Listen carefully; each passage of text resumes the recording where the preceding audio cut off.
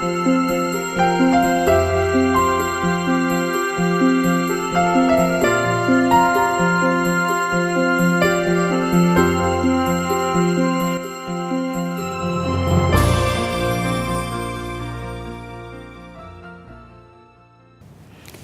दोस्तों, अभी हम आपको कृषि विकास में जनसंचार माध्यमों की भूमिका के बारे में बताएंगे।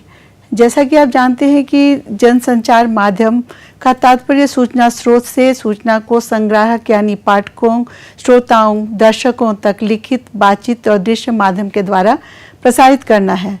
जनसंचार के माध्यम जैसे कि दूरदर्शन, रेडियो, सिनेमा तथा समाचार पत्र जनसंचार माध्यम से अधिक लोगों को कम से कम लागत में संपर्क किया जाना है। और जनसंचार के कई एक भाग होते हैं जैसे कि मुद्रित, भाषित, दृश्य माध्यम और या तीनों का संयोजन। जनसंचार माध्यम की धारणा क्या है? जनसंचार माध्यम का तात्पर्य है जो विकास एजेंटों या एजेंसियों द्वारा बड़ी संख्या में व्यक्तियों तक प्रत्यक्ष एवं अप्रत्यक्ष रूप से सूचना पहुंचाने में समर्थ होता है। जनसंचार चैनल वे हैं जो संदेश प्रसारित करने के ऐसे साधन जो जन माध्यम में शामिल हैं जैसे कि रेडियो, दूरदर्शन और समाचार पत्र आदि। जनसंचार माध्यम सूचना के साधन या उपकरण हैं जिनका उपयोग कई लोगों के तक सूचना पहुंचाने में किया जाता है और जिनके कारण बड़े समुदायों के बीच में सूचना और मनोरंजन सामग्री का प्रसारण कई लोगों के उपयोग हेतु किया जाता है। जनसंचार प्रणाली की भूमिका कृषि प्रसार में बहुत अहम है। जैसा कि आप सभी जानते हैं कि जनसंचार प्रणाली सामाजिक एकता बनाए रखती है और सूचना संचार नेटवर्क से हम लिखित, भाषित एवं दृश्य, श्रव्य आदि ये माध्यमों से हम जनसंचार प्रणाली की भूमिका हम देखते हैं। दूरदर्शन का भी हमारे कृषि विकास में बहुत ज़्यादा प्रभाव है और मीडिया सिर्फ सूचना संप्रेषण का ही एक साधन नहीं है बल्कि ये एक प्रेरणादायक का भी काम करते हैं। किंतु इसका एक संतुलित सम्मिश्रण की आवश्यकता है और मीडिया एक सुधारक का भी काम करता है क्योंकि आप देखते हैं कि मीडिया लोगों में चेतना जगाती है और एक इस तरह से वो सुधारक का भी काम कर सकती है। प्रौद्योगिकी और परंपरा का भी इसमें संयोजन है। कहीं हम मॉडर्न यानी कि आधुनिक जल संचार प्रणालियों का प्रयोग करते हैं तो कहीं पर परंपरागत हमारे जो तकनीक है उनका भी हम प्रयोग करते हैं। ये सिर्फ संदेश पहुंचाने का माध्यम ही नहीं है बल्कि जागरूकता का भी संचार करता है, प्राथमिकताओं को निर्धारित करने का भी काम करता है और बहुत बार आप देखते हैं कि हमारे जो ये जन संचार प्रणाली है वो कमियों का भी निराकरण करती है। अब देखिए कि सामूहिक जनसंचार संचार और जनसंचार की धारणा क्या है। व्यक्तिगत रूप से कृषि प्रौद्योगिकी का प्रसार काफ़ी कठिन है मगर इसमें अधिक ग्राह्यता दर होती है। जहाँ तक सामूहिक सूचना संचार द्वारा सामूहिक सूचना संप्रेषण की बात है उसमें सामूहिक सूचना संचार द्वारा सामूहिक गतिशीलता मिलती है। जिन्स हितकारी समूह, स्वयं सहायता समूह तथा युवा समूह इसके अच्छे उदाहरण हैं और इस तरह के जितने भी हमारे समूह हैं वो सामूहिक संचार या जनसंचार को फैलाने में हमारा काफ़ी सहयोग देते हैं। तो आइए हम जानते हैं इन समूहों के बारे में कुछ विशेष जानकारी। जैसे कि जिन्स हितकारी समूह या CIG का गठन, इसमें CIG में या जिन्स हितकारी समूह में 20 से 25 किसान होते हैं और सभी प्रमुख जिन्स के लिए जिन्स हितकारी समूहों को बढ़ावा देना चाहिए। गतिविधियों और भावी क्रियान्वयन पर विचार विमर्श हेतु कम से कम महीने में एक बैठक अवश्य होनी चाहिए। साथ ही कार्यप्रणाली की निगरानी के लिए ब्लॉक प्रौद्योगिकी टीम तथा किसान सलाहकार परिषद द्वारा नियमित रूप से होना चाहिए। ग्राम स्तरीय समूहों को ब्लॉक स्तर और उसके बाद जिला स्तर पर भी संबद्ध जरूर होना चाहिए और जिन्स हितकारी समूह का उपयुक्त रजिस्टर, रिकॉर्ड, रख रखाव आदि होना चाहिए। आगे हम देखते हैं कि स्वयं सहायता समूह इसकी विशेषताएं क्या हैं। जैसे कि है सजातीय सदस्यता। सजातीय सदस्यता का मतलब ये है कि जो उनकी सामाजिक और आर्थिक पृष्ठभूमि है वो एक तरह की हो। इसमें बचत और मितव्ययिता बहुत जरूरी है, क्योंकि इसी के द्वारा वो आगे की कार्यवाही या उसके जो आर्थिक लेन देन का काम होता है इसी पर निर्भर करता है। लेन देन में पारदर्शिता जरूर होना चाहिए और एक सामूहिक उत्तरदायित्व भी जरूर होना चाहिए। और ये जो स्वयं सहायता समूह है उसके नियामक होते हैं बैंक, गैर सरकारी संस्थाएं, सरकारी विभाग, सामान्य हितकारी सरकारी संस्थाएं, निगम आदि। और इसके लिए ऋण, इसके द्वारा ऋण संपर्क, बीमा, बचत, ऋण योजना सेवाएं प्रदान की जाती है। स्वयं सहायता समूह के विकास संबंधी कार्यों को प्राथमिकता दी जाती है और एक तरह से कहा जाए कि विकास प्रक्रिया की यह प्रारंभिक इकाई होती है। किंतु इस सब जितने भी कार्यवाही हैं उसमें कोई भेदभाव नहीं होना चाहिए और एक लघु सामूहिक प्रयास होना चाहिए। इसके लिए विधि उपनियम बनाए जाते हैं और उसी को मद्देनजर रखते हुए इसकी कार्यवाही चलती है। ऋण देने के लिए बचत जो राशि होती है, बचत धन होता है, उसका उपयोग किया जाता है। हमारे देश में देखा जाए तो स्वयं सहायता समूह का विकास जो हुआ वो थोड़ा अनियमित तरीके से हुआ। सबसे पहले तो इसकी शुरुआत के बारे में बातें करें। जब हम देखते हैं जब इसकी शुरुआत माइक्रो ऋण या सूक्ष्म ऋण के प्रदान करने हेतु इसकी स्थापना की गई। उसके बाद जो महिला सशक्तिकरण अभियान चला उससे इसको बल मिला। साथ में सामाजिक आर्थिक न्याय और अंतर्राष्ट्रीय आवश्यकताओं के द्वारा जो संवैधानिक समर्थन मिला, इससे इसके विकास में काफ़ी सहायता मिली। किंतु जैसा मैंने कहा कि इसका जो विभाजन था वो काफ़ी हद तक हमारे देश में अनियमित तरह से था। जैसे कि आंध्र प्रदेश में देश के कुल स्वयं सहायता समूहों का 30.5% था, तो पंजाब में सबसे कम यानी 0.19% था।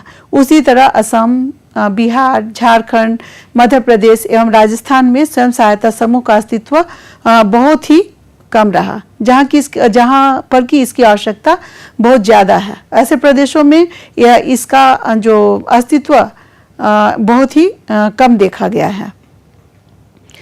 अब देखें कि भारत में स्वयं सहायता समूह की जरूरत क्यों है, क्यों इसकी आवश्यकता महसूस की गई।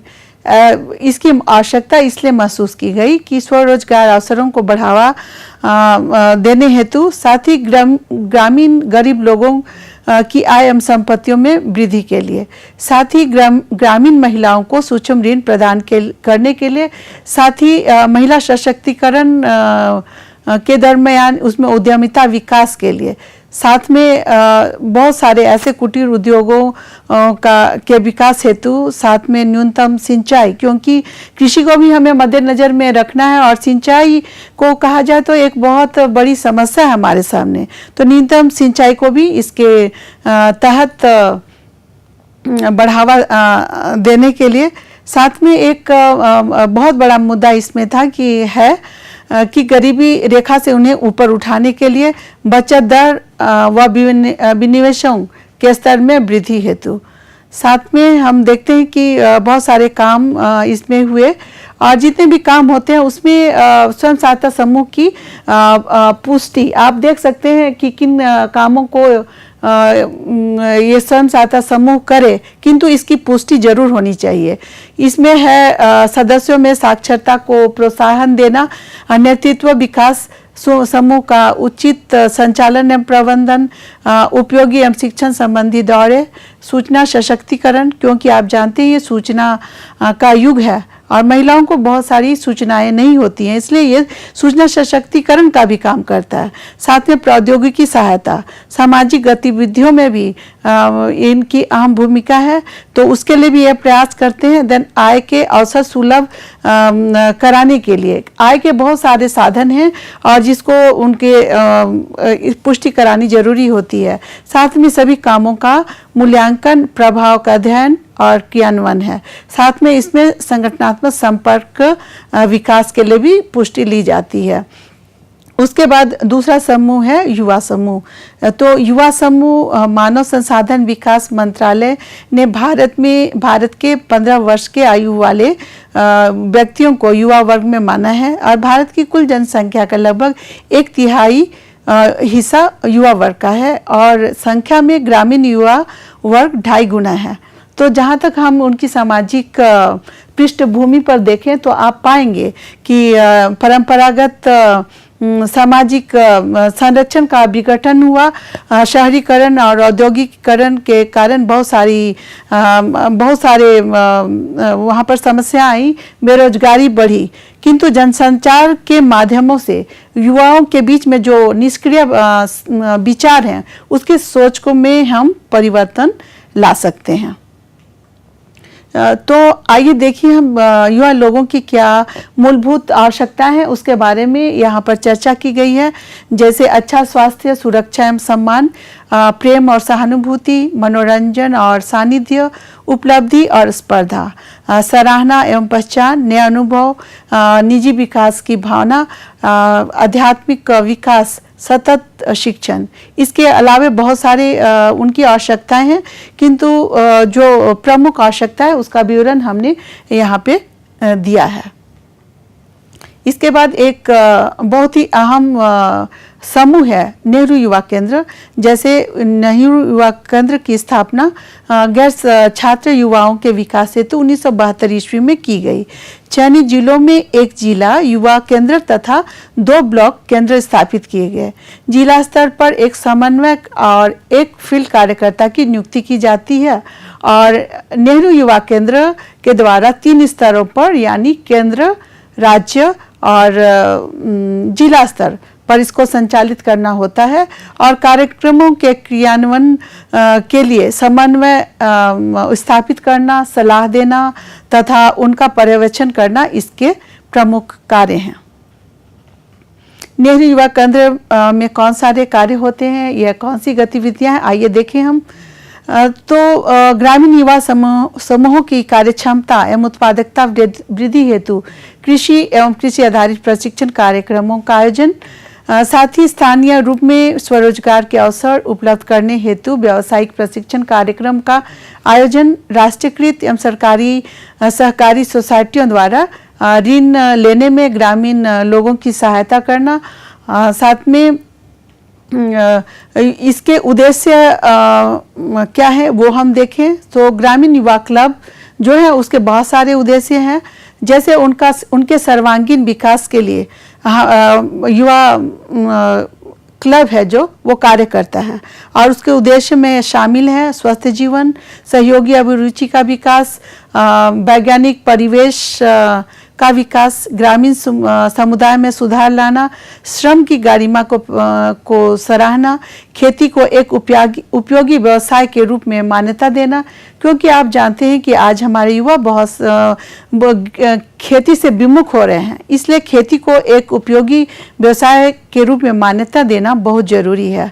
साथ में इसके लिए वैज्ञानिक सोच की जरूरत है और वैज्ञानिक जानकारी की जरूरत है। युवाओं में नेतृत्व प्रतिभा का विकास करना, परिवर्तन के अभिकारक के रूप में सेवा करना, खाली समय का सदुपयोग करना, प्राकृतिक संसाधनों का संरक्षण, स्वस्थ मनोरंजन की गतिविधियां, सतत शिक्षण के लिए प्रेरित करना आदि।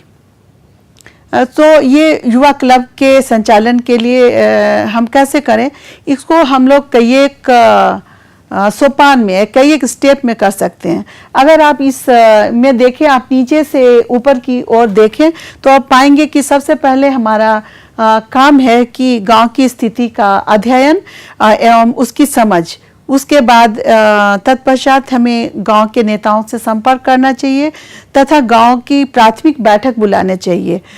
बैठक बुलाने के बाद उसमें सक्रिय युवाओं और वयस्क सलाहकारों की बैठक बुलाना चाहिए और उससे विचार विमर्श करने के बाद क्लब के गठन की बात रखनी चाहिए। क्लब के गठन हो जाने के बाद हमें क्या करना चाहिए, हमें सदस्य नामांकन का अभियान चलाना चाहिए और जब सदस्य नामांकन अभियान पूरा हो जाता है तब हमें कार्यालय चुनाव और पदाधिकारियों का चुनाव करके क्लब में को नेतृत्व प्रदान करते हुए इसका गठन करना चाहिए और मार्गदर्शन देना चाहिए।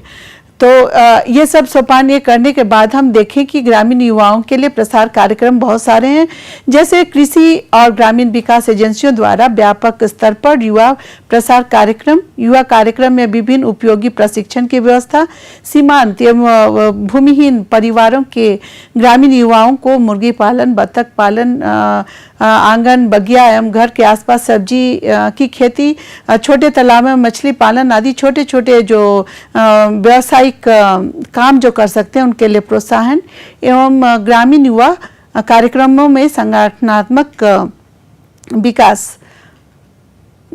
ग्रामीण युवाओं में प्रसार कार्यक्रम ये हो सकते हैं शारीरिक और मानसिक स्वास्थ्य के लिए व्यवस्थित खेलकूद एवं सांस्कृतिक कार्यकलापों का प्रावधान, भूमिहीन युवाओं के लिए खाली समय में समुदाय सेवा मनोरंजन का आयोजन, युवा कार्यक्रम में साक्षरता प्रावधान, उच्च स्तरीय कृषि के लिए शिक्षित ग्रामीण युवाओं पर विशेष ध्यान देने के लिए अनुसंधान की जरूरत है, उसमें भी ये सक्रिय भागीदारी निभा सकते हैं। दोस्तों, आपने अभी देखा कि जनसंचार माध्यमों को क्या भूमिका है और हमारे जितने भी समूह हैं, चाहे वह स्वयं सहायता समूह हो या फिर नेहरू युवा केंद्र हो, युवाओं का समूह है, इसमें एक अहम भूमिका निभा सकते हैं। जनसंचार माध्यम का तात्पर्य जैसे हमने बताया कि सूचना स्रोत से सूचना को संग्राहक यानी पाठकों, श्रोताओं, दर्शकों तक लिखित, बातचीत एवं दृश्य माध्यम के द्वारा प्रसारित करना। हमें आशा है कि आप मुद्रित, भाषित और दृश्य माध्यम या तीनों का संयोजन करके कृषि सूचनाओं को ज़्यादा से ज़्यादा फैलाने में या कृषि विकास में सहायता करेंगे। दोस्तों, यदि आपको इसके बारे में कुछ विशेष सोचना चाहिए तो आप मैनेज द्वारा लिखित पाठ्यक्रमों का अवलोकन कर सकते हैं, साथ ही मैनेज के वेबसाइट में जाकर अपने ज्ञान का वर्धन कर सकते हैं। धन्यवाद।